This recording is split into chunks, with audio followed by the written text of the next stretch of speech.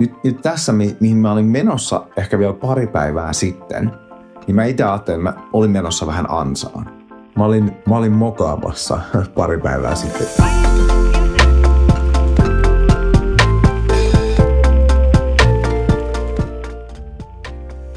Puhutaanpa hetki tavoitteista. Mä tiedän, että tämä on ehkä sellainen video, mikä periaatteessa kuuluu vuoden loppuun, eikä joulukuun alkuun. Mutta mulla on hyvin sellainen reflektiivinen olo ollut tässä pari päivää. Mä oon miettinyt aika paljon, että no miten meni ikään kuin vuodesta 2024. Ja kun mä katson, on 2 eri polkua, miten mä itse tarkoitan. Mä oon hyvin tavoiteorientoitunut ihminen itse. Eli mä tykkään tavoitteista. Mua ei haittaa asioita, mitkä ei onnistu. Ja mä osaan toisaalta nauttia asioista, jotka onnistuu. Ja mulle tärkeintä on se, että koko ajan on joku tavoite. Ja kun mä mietin mun tavoitteita vuodelle 2024, osa niistä on ehkä semmosia, mitkä tuli super yllättäen. Esimerkiksi jos mä mennään vaikka Threadsiin ensin.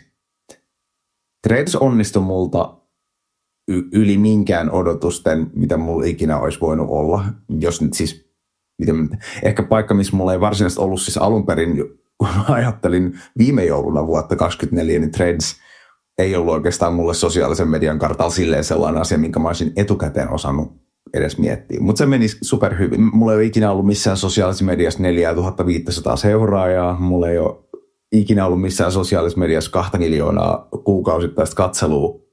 Mä oon tehnyt mun ekat kaupalliset yhteistyöt Threadsissa.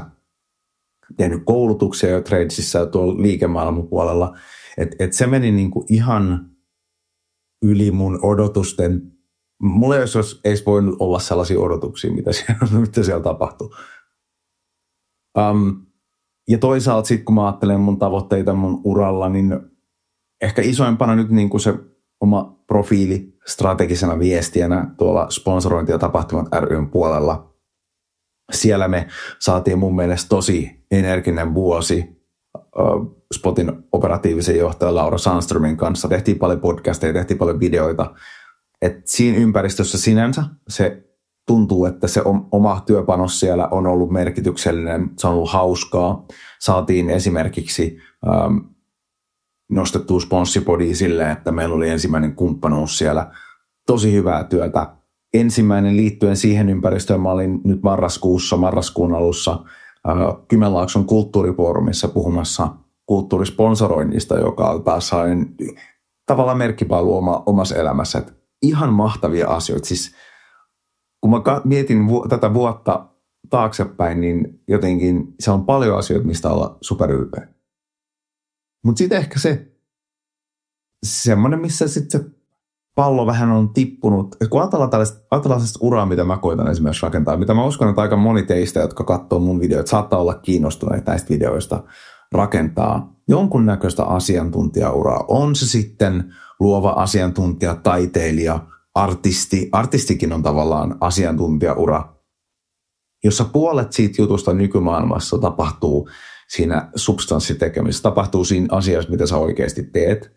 Ja sitten itse asiassa puolet siitä pitäisi tapahtua sillä informaation tasolla, informaatiotilassa, jossa sä kerrot ihmisille siitä, mitä sä teet. Eli sillä tavalla edetään sillä uralla käytännössä, kun toimit, jos mennään vähän niin kuin yksinäisenä suttana, että sä teet hienoja juttuja ja sit sä kerrot niistä hienoista jutuista, koska kukaan muu ei kerro niistä sun puolesta suurimmaksi osaksi ajasta.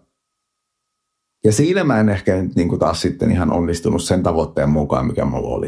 Että kyllähän mulla oli tavoitteena tehdä paljon enemmän videosisältöä, tehdä paljon enemmän tämmöistä niin kuin blogisisältöä. Koko se juttu, missä tehdään sitä omaa, niin kuin, missä tehdään vaan itseään näkyvämmäksi. Ja kyllähän se johtuu aina siitä samasta syystä, että kun ne resurssit jossain vaiheessa vuotta aina niin kuin ensinnäkin tulee niitä hetkiä, että ne loppuu. Ja sitten kun se pallo putoo käsistä, niin sitä on aina vähän vaikeampi. Se momentum jotenkin, kun se loppuu, niin se on pikkasen vaikeampi aina joka kerta ottaa, että missäs mä olinkaan, mitä mä olinkaan tekemässä.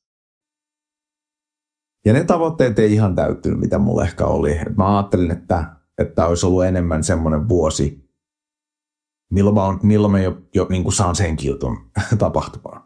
Mutta miten nyt, kun puhutaan tavoitteista, niin tämä valitusosuus on sellainen, minkä mä haluan, että hyvin pieneen rooliin tässä, koska kun puhutaan siitä, että miten mun mielestä kannattaa olla tavoitteellinen, niin tämä on just se hetki, mitkä määrittää tavallaan sen, että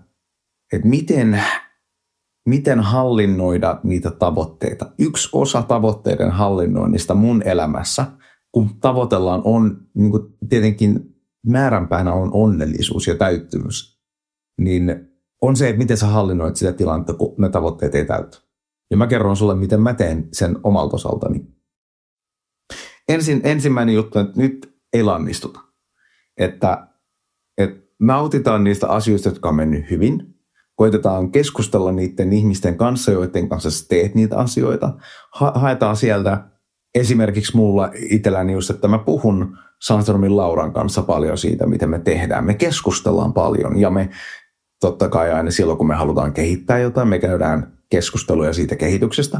Mutta sitten toisaalta silloin, kun meillä on jotain iloittavaa tai juhlittavaa, niin me puhutaan niistä asioista. Eli haetaan sitä positiivista vahvistusta sieltä, niistä realismia, niistä asioista, mitkä on saavutettu. Mä itse en ajattele mä en ole sellainen hirveä niin manifestaatioihminen. Mä en hae positiivista vahvistusta sellaisista niin kuin asioista, jotka vois olla tai jotka mä aion tehdä, vaan enemmänkin mikä on mennyt hyvin, missä me on. Ja sitten toisaalta ihan reippaasti mun yksi, niin sanotusti smell the roses, eli nauti hetki siitä, mitä sä oot saanut aikaa koko säkin yhteen. Mutta toisaalta sitten heti rohkeasti myös siihen. Mä menen aina heti rohkeasti myös siihen, että mutta mitä pitää tehdä paremmin? Mikä vielä ei ole tarpeeksi hyvin? Ja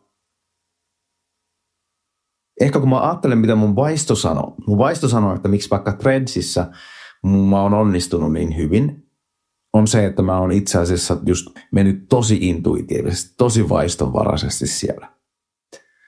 Jos mä puran sen, että totta kai siitä tulee tällainen ajatus, että miten mä voisin tehdä sen vaikka tässä ympäristössä, miten mä voisin saada sen tänne videoiden tai podcastien tai vlogien maailmaan, sen saman menestyksen tai sen saman konseptin.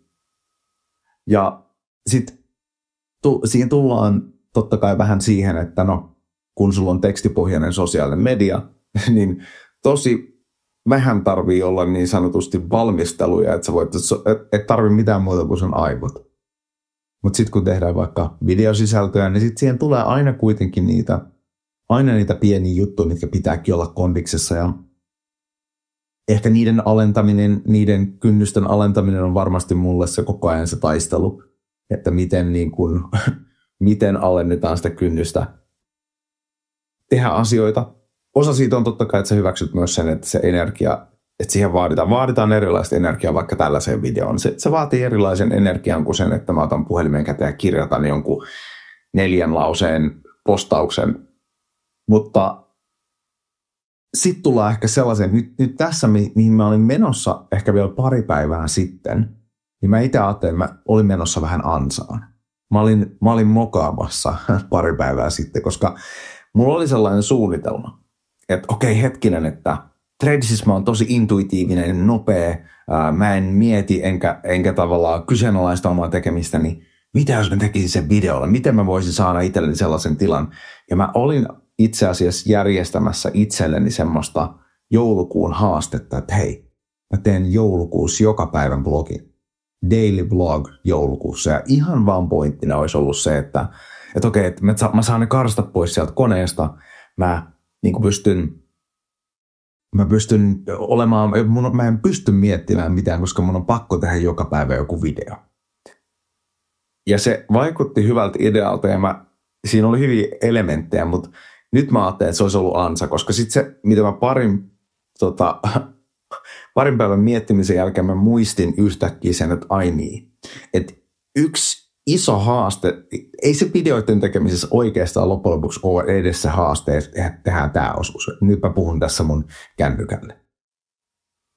Tämä ei ole itse asiassa haaste. Mä muistin yhtäkkiä, että hetkinen, jos mä aion tehdä joka päivä videon joulukuussa, niin mä tuun joka ilta itse asiassa viettämään pari tuntia editissä. Vaikka mä tekisin editoimattoman videon, niin mun täytyy exportata se, mun täytyy kuitenkin käsitellä ääntä jollain tavalla. Mun kuitenkin täytyy ladata se YouTube. Mä tiesin, että mä tuun viettää joka ilta itse asiassa 2 tuntia tietokoneen ääressä editoinen illan päätteeksi tyyliin sen päivän videota tai seuraavan päivän videota. Ja mä ihan vaan tällainen elämänhallinta ja elämänlaatuasia. Mä tajusin, että okei, se itse asiassa se tilanne, että haluanko mä olla koko joulukuun, joka on yksi mun lempikuukausista vuodessa, haluanko mä olla koko joulukuun sellaisessa tilanteessa. Ja mä tajusin, että mä itse asiassa en halua. Ja tässä tullaan ehkä sellaiseen, että mä löysin itsestäni sellaisen elementin, että hetkinen, nyt mä olin ylikompensoimassa, koska mä en ollut saavuttanut jotain mun ajatusta siitä, mitä mä haluaisin tehdä viime vuonna videoiden kanssa, niin yhtäkkiä mä olinkin ylikompensoimassa, että no nytpä mä näytän itselleni ja teen ihan älyttömän määrän niitä, teen tyyli yhtä paljon videoita yhdessä kuukaudessa, kun mä olisin tehnyt koko vuodessa. Ja mä huomasin, että mä olin ylikompensoimassa. Mä olin tekemässä turhaa sellaista sankarityötä asiassa, jossa niin kuin mun oikea tavoite on vaan saavuttaa jonkunnäköinen tasapaino. Ja tässä on ehkä semmoinen, mitä mä ajattelen, kun puhutaan taas tavoitteellisuudesta, miten mä ajattelen tavoitteita ja miten ehkä saattaa olla, että monille muillekin välillä käy, että kun meillä on semmoinen, että me ei olla, että okei, että jos sä oot siitä yli, että sä et lannistu, niin kuin mulla on just, että älä lannistu, jos sä et onnistu. Mutta sitten saattaa tulla se toinen suuren kuoppa, että ylikompensoidaan, että okei, nyt näytetään, että mä teinkin jotain ihan crazyä. Mutta sitten sen jälkeen, niin minkälaisessa henkisessä tilassa mä olisin ollut joulukuun jälkeen? Kun mä olisin joka ilta joutunut viettämään sen koneen ääressä, kaikki ne pienet ongelmat tai iso ongelmat, mitä olisi tullut siitä, pois aikaa mun parisuhteesta, pois aikaa kaikista, koko jouluvalmistelut ja kaikki siihen päälle. Mä luulen, että mä olisin ollut aika lopussa joulukuun päätteeksi, ja mun tavoite on olla joulukuun päätteeksi ennemminkin energisoitunut taas sitten ensi vuoden tavoitteita varten. Joten siinä on ehkä sellainen, tässä on sellainen pieni mun henkilökohtainen muutaman päivän matka, missä mä ehkä pääsen sellaisesta, että okei, no että reflektoinnista, sitten uuden lampun syttymisestä uusista tavoitteista ja tavallaan tajumisen, että hetkinen mun uudet tavoitteet ei olisi välttämättä nyt rakentanut sitä, mitä mä kuitenkin tässä koitan rakentaa, eli se seuraava vuosi, mitä mä vuonna 2025 haluan tehdä. No mutta mitä mä haluan tehdä? Jotainhan mä kuitenkin tässä yritän saada aikaa, jotain pientä tämmöistä tavoitejuttua mä haluan saada joulukuulle. Sen takiahan mä tässä olen, sehän tämän videon pointti kuitenkin on. Ja mä ajattelin tämmöisen, että okei, mäpäs koitan joulukuussa tehdä sellaisen tavoitteen, että pystynkö mä toteuttamaan mun niin sanotun unelmaversion vaikka videon julkaisusta. Ja mun unelmaversio on 2 videota viikossa YouTubeen. Mun unelmaversio on sellainen, mulla olisi 1 video esimerkiksi viikon alkupuolella, jossa olisi tämmöinen viikon vlogi, jossa edellisen viikon juttuja, tapahtumia tai mun ajatuksia, mitä tahansa tällaista. Mutta joku tämmöinen henkilökohtainen, joku, joka on oikeastaan ihan tarkoituksella kuvattu jossain muualla kuin tuossa mun työpisteellä, missä on sinänsä ihan fine, mutta jotenkin jotain vähän enemmän semmoista ad hocia, jota mä haluaisin mukaan tähän. Ihan vasta, että mä tykkään siitä harrastuksesta. Tämä on hauska harrastus. Ja sitten toisaalta yksi semmoinen vähän enemmän podityylinen video viikossa jostain mun aihealueesta, niistä jutuista, mistä mä tykkään puhua. Mä lähden tavoittelemaan vähän sellaista. Eli mä skaalaan sitä mun hullua ideaa taaksepäin, mutta toisaalta mä itse asiassa pyrin hyvin kunnianhimoiseen asiaan, koska tää on asia, mihin mä en todellakaan ole pystynyt viime vuonna. Niin katsotaan, että pystynkö mä yhteen kuukauteen sellaista. Miltä se näyttää? Mitä mä opin sen kuukauden aikana siitä tekemisestä? Ja ehkä tämä video, miksi tämä video voisi olla arvokas sulle, jos sä oot sen kattonut loppuun. Että tältä pohjalta just, jos sulla on näitä samoja juttuja, jos sulla on vähän se, että ensinnäkin, että sä kohtaat näitä haasteita, tai sanotaan, että sun tavoitteet ei täyty sillä tavalla, kun sä haluaisit, niin että nämä elementit, otetaan se kunniakierros, ei lannistuta, ja sitten toisaalta ei myöskään ylikompensoida. Ja sitten asetetaan semmoinen järkevä tavoite lyhyelle aikavälille ja katsotaan, mitä siitä tulee. Ja sitten taas seuraavaan vuoteen. Mulla on hirveästi on hirveästi juttuja, mitä mä haluaisin tehdä. Mun täytyy kuitenkin aina ihmisen muistaa, että mitkä on ne ydinjutut ja mitkä on niitä tukevat asiat. Mutta mä haluan saada myös nämä mun ydintoimintaa tukevat asiat kuntoon. Mä haluan päästä harrastamaan tätä juttua, mitä mä haluaisin harrastaa. Mutta tässä on mun joulukuun haaste. Onko sulla jotain semmoisia joulukuun haasteita? Vai onko sulla tulossa ensi vuodelle jotain juttuja, mihin sä haluaisit valmistella itseäsi? Kerro ihmeessä mulle. Jutellaan siitä tuossa kommenttikentässä. Tai tuu juttelemaan mun kanssa Threadsiin. Mä oon superaktiivinen Threadsissä. Se on mun lempisome tällä hetkellä. Tuu sinne seuraamaan Jones Häkkinen Threadsissä. Tuu seuraamaan juttelemaan mun kanssa. Ja voidaan keskustella vaikka näistä meidän tavoitteista.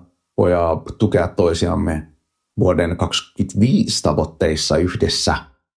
Joo, nyt mun loppuu asia, joten mä lopetan tämän vlogin tähän. Nähdään myöhemmin. Moi!